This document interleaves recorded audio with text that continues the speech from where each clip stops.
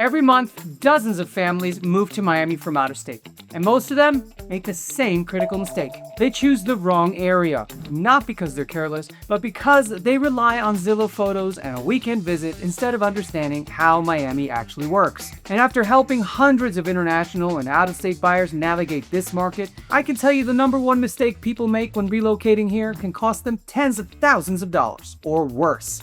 It can leave them trapped in an area that does not match their expectations. So, in this video, I'm going to break down the 5 Miami areas you should think twice about if you're moving here from out of state. And I'm also going to explain the single biggest mistake most relocating buyers make when choosing a realtor. Before we get into this list, here's what catches almost every out-of-state buyer completely off guard. Most people think of Miami as one market. It's not. Miami is a collection of very different micro markets, neighborhoods that built up over time on top of each other. And 2 properties 10 minutes apart that can mean completely different flood zones, insurance costs, commute times, school options, HOA fees, and monthly carrying costs. That is where Miami catches people off guard. The neighborhoods on this list are not bad places to live. They are bad fits for out-of-state buyers who do not understand these trade-offs up front. So, with that in mind, let's look at the 5 areas I would recommend thinking carefully about if you're moving to Miami from out of state.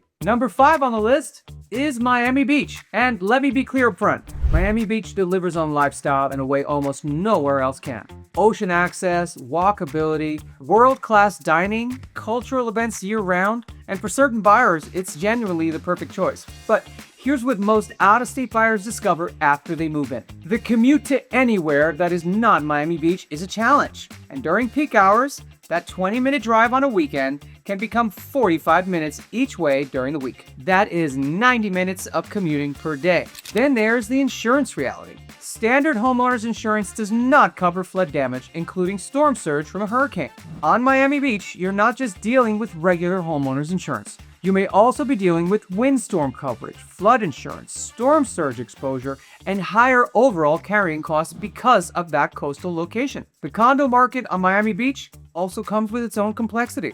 Buildings that include bulk services like cable, internet, water, security, valet, and amenities may have higher HOA fees, and that does not automatically make them bad buildings. But you do need to understand exactly what is included and whether the building is properly funding for reserves for your future repairs. A healthy condo budget has 2 parts. It's the day-to-day operating expenses and, most importantly, long-term reserve funding. A lot of out-of-state buyers only look at the unit. In Miami Beach, you've got to look at the building.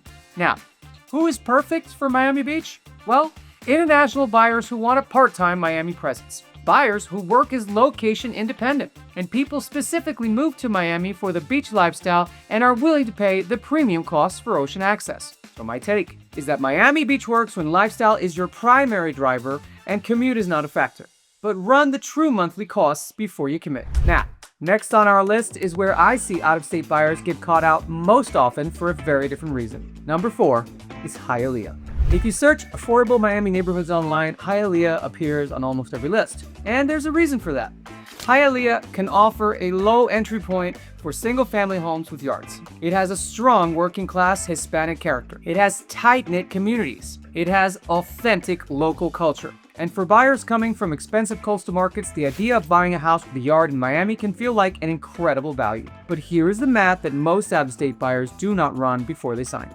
The commute reality can be difficult. If you're commuting from Hialeah to Brickell, Coral Gables, Coconut Grove, downtown Miami, or Miami Beach, you need to be very realistic. That can easily become 35 to 45 minutes each way, sometimes more.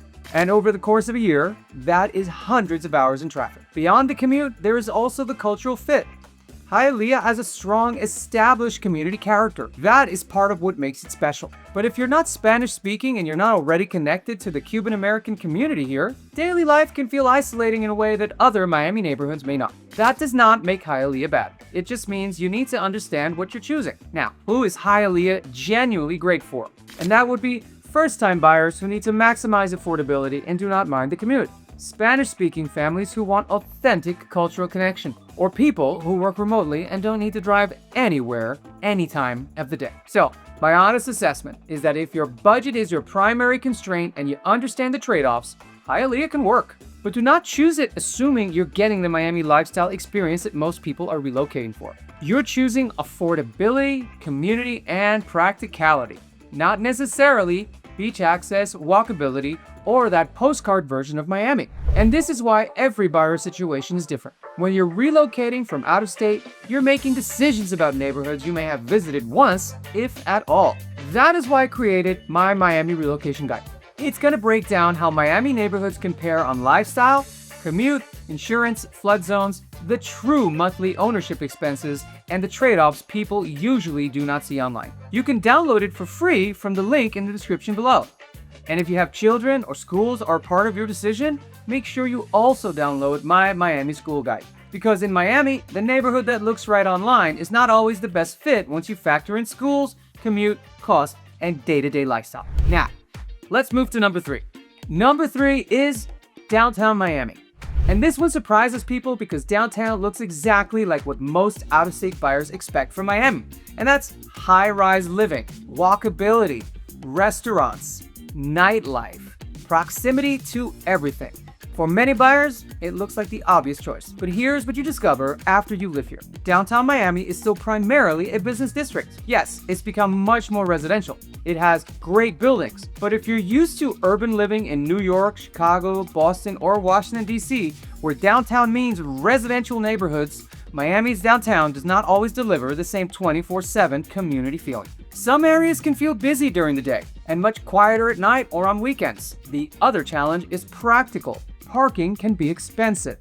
Guest parking can be limited. And grocery shopping is not always as convenient as people expect. And depending on the building, you may be paying premium condo fees for amenities, staff, security, and building operations. But the bigger issue for many out-of-state buyers is condo market complexity. In Miami condos, the real question is not just whether you like the unit. The real question is whether the association is properly funded for insurance, maintenance, reserves, and future repairs. In Miami and across coastal Florida, association budgets can change quickly when insurance costs shift. Downtown has a mix of older buildings with deferred maintenance concerns and newer buildings with premium HOA fees. Without local expertise, it can be difficult to distinguish between buildings that are financially stable and buildings that may be settling up for major assessments. Who is downtown genuinely perfect for? And that's young professionals who work in downtown and prioritize walking to work. International buyers who want a Miami pied-à-terre, and buyers who specifically prefer urban density and do not need suburban amenities. So, my take, downtown works if you understand you are buying urban convenience, not necessarily Miami's famous lifestyle appeal. Number 2 on my list is Aventura. Aventura marks itself as a luxury living with resort-style amenities, excellent shopping at the Aventura Mall, and a family-friendly atmosphere. For buyers coming from suburban markets, it's checking all the boxes on paper. But here's the reality that catches most out-of-state buyers off guard. If you're working at Brickell, Coral Gables, downtown Miami, Coconut Grove, or central Miami, you're looking at a serious commute during peak hours. That commute can easily be 45 to 60 minutes each way. The other factor is lifestyle. Yes, Aventura has luxury amenities, it has shopping, it has beautiful buildings, and a comfortable lifestyle. And if you move to Miami expecting the coastal tropical neighborhood feel, Aventura may feel more like an upscale suburban development that happens to be in South Florida. That could be perfect for some people, but it's not what every relocating buyer expects. Then, there's the cost structure. In Aventura, many condo buildings have premium HOA fees because of the amenities. You may be paying premium monthly costs for a lifestyle that doesn't actually match your routine. Who is Aventura actually great for? And that's families with school-age children who prioritize safety and amenities over commute. Buyers who work in North Miami-Dade or Broward County, and international buyers who want turnkey luxury without complexity of managing a single-family home. Here's my assessment. Aventura delivers on the luxury amenities that it promises. But if you're relocating to Miami for the cultural coastal lifestyle, you may be paying a premium price to live in what feels more like a resort community than an authentic Miami neighborhood. Again, not bad. Just important to understand before you buy. And number 1, the area I would be most cautious about if you're moving to Miami from out of state is the city of Doral. Let me explain why Doral appears on almost every best Miami neighborhoods list online, and why it can still be one of the riskiest choices for out-of-state relocators. Doral is a master planned city with good schools, new construction, resort-style amenities. For buyers coming from suburban markets, it looks like everything you want. But here is what many people discover after living here. Doral does not always feel like Miami. It feels like a suburban city that happens to be near Miami. If you move to Florida expecting a coastal tropical lifestyle, Doral delivers suburban convenience instead. And for the right buyer, that is a good thing. But for the wrong buyer, it becomes a disappointment. The commute issue is also significant. If you're commuting to Brickell, Coral Gables, Coconut Grove, Miami Beach, or downtown, you need to test that commute at the actual times you'll be driving, not on a Sunday. And the bigger problem is value expectations. If you're paying premium price for newer construction, schools, gated communities, and amenities, but you're not necessarily getting Miami's unique lifestyle benefits, the beaches are not next door.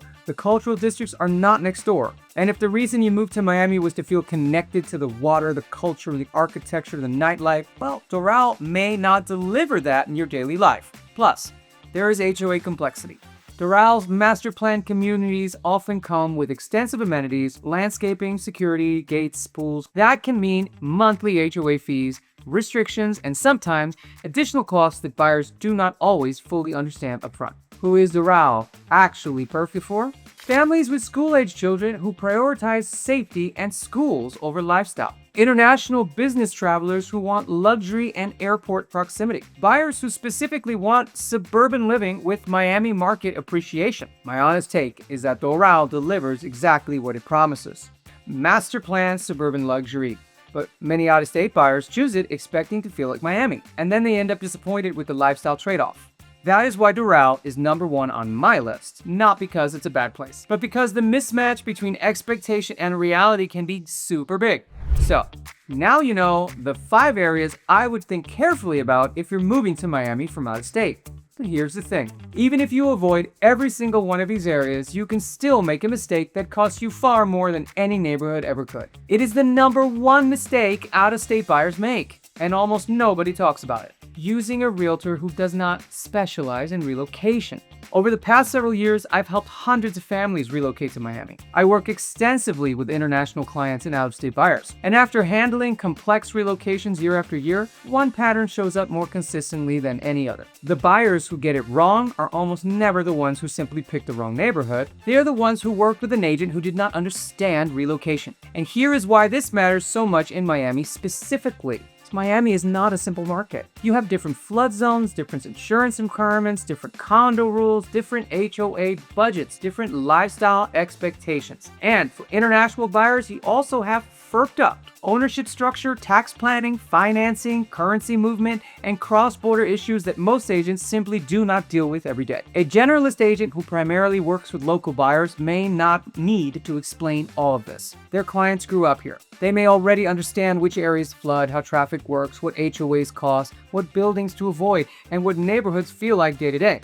But if you're relocating from out of state, you do not have that knowledge. And if your agent does not proactively fill that gap, you're making one of the biggest financial decisions of your life based on Zillow photos and a weekend visit. That is why you need a relocation specialist, not just a real estate agent. A relocation specialist should have a process. They should help you compare neighborhoods based on your real life, your commute, your budget, your lifestyle. So what should you look for? Well, first, ask how many international out-of-state buyers you've worked with recently. Not just local buyers, not just investors, relocating buyers specifically. Second, ask them how they explain flood zones, insurance, HOA fees, reserves, and assessments. And third, ask if they have a relocation process, not just a buyer consultation. A specific framework for clients who are not local and need additional guidance on neighborhood fit, cost structure, and market dynamics. If you're considering making a move to Miami and you want someone who works with international and out-of-state clients every day, call or text me at 954-629-9952. Based on your situation, your goals, your lifestyle, and what you actually need from Miami, we will work through exactly which areas make sense for you. And before you start seriously looking at homes, download my Miami Relocation Guide and Miami School Guide from the description. The Relocation Guide will help you understand the neighborhood by neighborhood trade-offs, and the School Guide will help you think more clearly about school options before you start making decisions from a distance. I'm Milton Andrade with Polaris Advisors at Compass, and I'll see you on the next video.